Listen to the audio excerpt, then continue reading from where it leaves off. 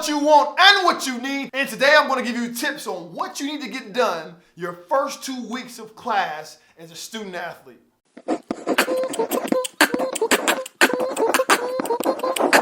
Hoop loudy.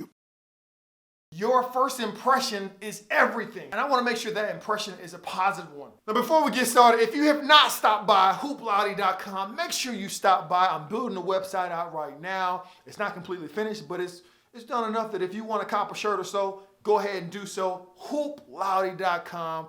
Check out the shirt of the day on this panel. And make sure you sign up for the newsletter because I got some things coming out in the future that I want you to be the first person to see as far as the channel is concerned. The first thing that you need to get done on your to-do list as a student athlete this semester is email your professor. You want to email your professor because now you're able to help break away from any type of stereotypes that your professor may have about student athletes in general. You don't know if they've had piss poor student athletes in the past. You don't know if they've had positive interactions with student athletes when they were in school. You don't know that. So accept the fact that some people may have biases about you before they even meet you just because you're a student athlete. So what you need to do is email that professor and introduce yourself to those individuals via email. Now this email needs to be on par. This email, you can't be spelling this D-I-S. Don't look at this like this is some type of text message. It needs to be grammatically correct. It has to have the right punctuation, and you need to have someone look over this. Maybe your coach, maybe someone you know that trusts over this before you send it out, okay? Because it's gonna be your first impression to this professor. You need to make sure that it's a positive one. Number 2, in all your classes, make sure you read your syllabus. Read your syllabus for understanding, not just to say you read it, but read it for understanding. Read the syllabus, read the syllabus, read the syllabus. That's all the information you need for the class. Oftentimes it tells you what you need to study beforehand. Oftentimes it tells you different outlines, how to be prepared, books that you may need to grab. It gives you all that in the syllabus. And when you read it, you make yourself look a lot better when you speak with the professor, because the professor can tell when you didn't read your syllabus because you ask questions that are in the syllabus. So make sure to read your syllabus. Number 3, listen, you may not know this, but you don't need all the books in college. I know, like, you want to be prepared. You say, well, I need to buy all my books for in college. If you've been in college for any amount of time, you realize that they will bust your head when it comes to these books. Buy a book for $300 and get $10 back at the end of the semester. It's highway robbery. And they have different resources out there that you can use and borrow books and send them back in. But I don't want you to go in there blindsided thinking that you have to pay for every book, because you don't. Use some resources. Some individuals, some schools have these same books if you get there early enough in the library that you can check out. Maybe your teammates may have these books. Maybe some classmates may have some of these books. Maybe a professor may have some of these books. Don't think that you have to pay for every book for every class, because you do not. As if school and books aren't expensive enough, some professors don't even use the book. So have that conversation to see if you actually need a book for the class. It's not offensive to ask that question. Some of this stuff could be some of this stuff could be found in your syllabus, but you need to find out if you actually need a book in this class. And if you do, can you get it from someone else? But if you have to get it, then you have to get it. But don't automatically assume that you need it. Well, this is one of my favorite ones. Form an impact group. You need to start aligning yourself with individuals that have like-minded goals as far as academia, okay? But just to spice this thing up a little bit, I want you to pick some people that do not play your sport. And in fact, pick some people that don't play any sports at all. When I was a student athlete, a lot of times, if you didn't dribble a ball, catch a ball, shoot a ball, was chased with the ball in your hand, then I probably didn't talk to you. It wasn't because I thought I was better than you. It wasn't because anything like that. It's just because I didn't see you. I was always on the way to sweat or coming back from sweating. So I didn't build a lot of relationships in any other people that didn't play a sport. That was, I regret that. That was an opportunity that I missed out on. And what I'm telling you is, I want you to reach out to individuals that do not play sports. The most unathletic, nerdiest, social misfits you can find, I want you to be their friend. I want you to be their friend because when you go on road games, these are the people that you can lean on as far as notes. These are some people you can study with. These are some people that you can be around that can get your mind off the game sometimes, because that's important as well. I know everybody's like eat, sleep, drink basketball, but it's good to get away from it at times, because sometimes it's going to be rough. You're going to go through rough seasons where you don't want to see a basketball, right? So you want to be able to separate yourself from that. As well. So pick some people that have nothing to do with the game of basketball that you can relax and actually study and be productive and not be bombarded about what happened last game. And the crazy thing about picking people that don't care about sports is they end up wanting to support you. Like, these individuals actually go to games not because they care anything about basketball or care anything about baseball or care about anything about sports, but because they know you. They want to support you because they know you as a person. So that's awesome. A lot of you a lot of you are trying to figure out why people don't show up to our games. Maybe it's because you're not being adamant about building relationships with individuals that don't have a reason to go to the game, but that will go because you're there, because they have built a relationship with you. The same is the case on the flip side. This gives you the opportunity to go and experience other people performing things that they enjoy, right? So whether that be performing arts, whether that be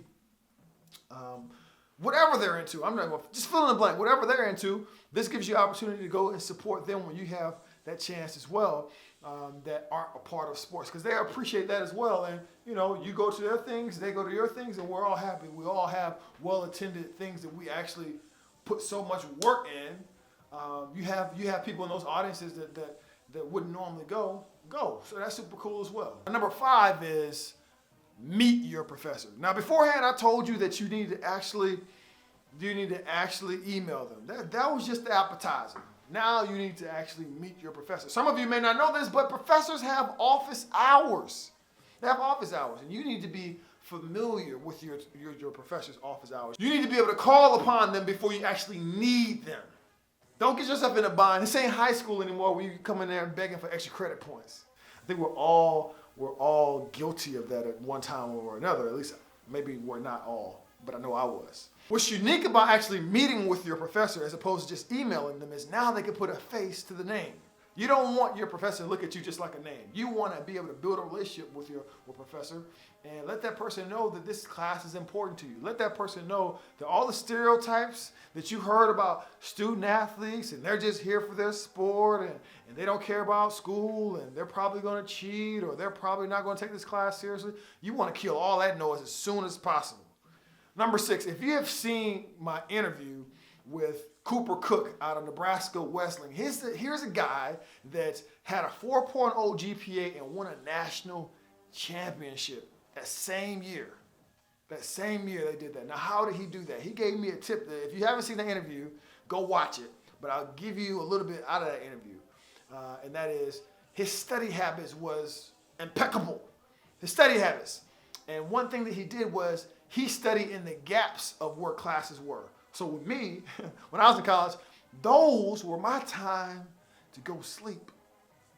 Those were my time to sleep. I was sleeping between classes. So what ended up happening is at the end of my day, I'm playing catch up. I'm cramming to try to get all this information in. But if I would have had little bite-sized increments of studying along the day, then it wouldn't have been so tough at night.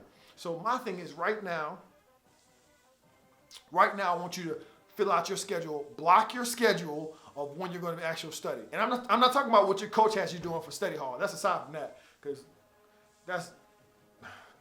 worry about what you're going to do, all right? That's going to be icing on the cake, okay? When is going to be the time that you're actually going to study? Put it on the calendar, hold yourself to it. Hold yourself to when you're going to actually be studying. Make blocks of when you're going to be studying for what classes on your schedule. Much like practice. When you go to practice, your coach isn't like rolling around like, I think we're going to stretch right now, and I think we're going to do this. All that stuff is planned out because they know they have a set amount of time to get stuff done. All that stuff is planned out. You need to have that same attention to detail, that same sense of urgency when it comes to your own life, when it comes to you actually studying and getting this stuff taken care of. And my last one, by far my most favorite one is this. I say this all the time. I'm going to keep saying it until everybody gets it. You need to know your numbers and know your degree plan. One and the same. And know your numbers in the sense of your meal plans. How much do your meal plans cost? How many credit hours you need to take in order to be full-time? Financial aid. Do you receive a financial aid? Are you eligible for financial aid? Are you getting Pell money? How much of your scholarship is actually going to be paying for your classes as opposed to other loans and things like that? This stuff needs to make sense to you. Academically, are you taking classes that are the equivalent of wash your hands with soap? Something that's going to help you be eligible but not actually feed your family, not actually going to work towards a degree. Huh? Is that the thing? Worry about, are these classes worth it? Is this degree worth it? Am I taking extra classes just to take classes, or am I earning classes towards my degree? All this stuff is under the same umbrella. My pet peeve is when individuals say, oh, well, my coach has me in this class, or my coach did this with this money, and my coach has me in this. Like, listen, no disrespect to any coaches, but it's not your job, it's not your coach's job to have you in any class. Your coach can suggest that you be in a class. It's not your coach's job to tell you what to do with your Pell Grant. Your coach he or she can suggest, but at the end of the day, I know that everybody wants to tell you about how much a great of a father figure and a mother figure that your coach is, and how y'all gonna be best buds for life. I know that's what they tell you. On one shining moment of March Madness, that's what you see. You see the warm embrace by the coaches, and you think, this is gonna be my father figure for life. What I'm saying is, I'm not trying to rain on your parade, but I haven't talked to any of my coaches since I've been out of college. High school coaches, college coaches, haven't talked to them. It's not because they're bad people, it's because the show must go on in your absence. They got new players, new program, new systems they have to worry about. They ain't gonna be worrying about you. So my thing is this, it's your job to get all this stuff taken care of as far as your class is concerned. It has to make sense to you. It's not your coach's job. If they want to help you and help you stay accountable, then that's cool. But don't put this on them like this is their job. You are a grown man or a grown woman at this point. Once you get 18, and when I'm telling you, you squander this opportunity, after you leave this university and you come back, many of these individuals that you're high-fiving with won't even know your name. I'm not trying to be mean, and I'm definitely not trying to scare you, but I want you to be aware of the situation that you're in right now. It is nobody's job but yours to make sense of the numbers and make sense of the classes that you're taking. Because after this goes away, it's going to be you looking in the eyes of your family that they're looking for you to help provide, and you can't because you majored in wash your hands with soap or blow on bubbles.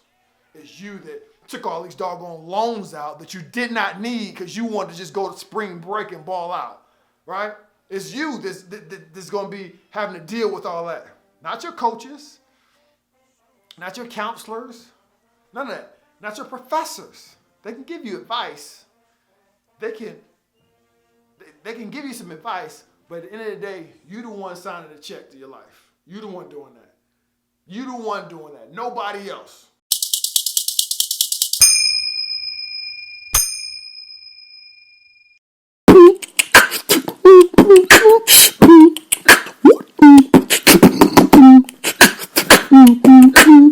What?